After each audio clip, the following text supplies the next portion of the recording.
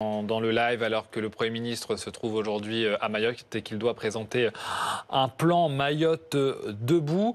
Même s'il y a en attendant déjà des urgences, on va faire le point justement avec vous, Fanny Wegscheider, parce que l'État dit avoir procédé à l'envoi de premières aides. De quoi on parle très concrètement? Oui, alors ce matin déjà, dans l'avion qui a amené le Premier ministre à Mayotte, il y a eu 2,5 tonnes d'aide, de matériel humanitaire qui ont été livrés. Cela concerne du fret pour les malades qui ont besoin de dialyse, par exemple, ou encore de pastilles pour purifier l'eau. L'eau qui est vraiment une nécessité première sur l'île. L'Élysée fait part de ce chiffre, 685 000 litres et au-delà.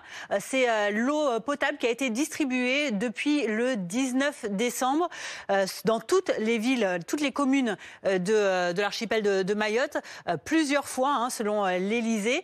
Cela concernerait 100 000 litres d'eau distribués par jour. Le ministre de l'Intérieur, Bruno Retailleau, par ailleurs, fait part d'un raccordement de 90% de la population à l'eau courante désormais, même si on sait que le réseau d'eau est encore très affecté, 90% détérioré, et que forcément ça concerne aussi le système de détection des fuites d'eau qui est encore très impacté. Il y a l'eau, il y a également la nourriture, avec, selon toujours l'Élysée, ces distributions de denrées alimentaires, plus de 74 tonnes depuis toujours le 19 décembre.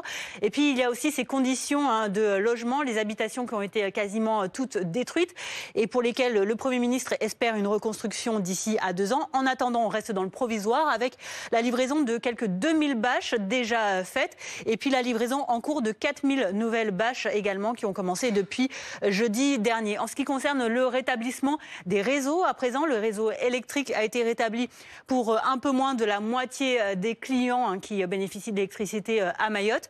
Et pour ce qui concerne le raccordement, cette fois-ci, au télécom, c'est 63% de la population qui a pu en bénéficier à l'heure où on se parle.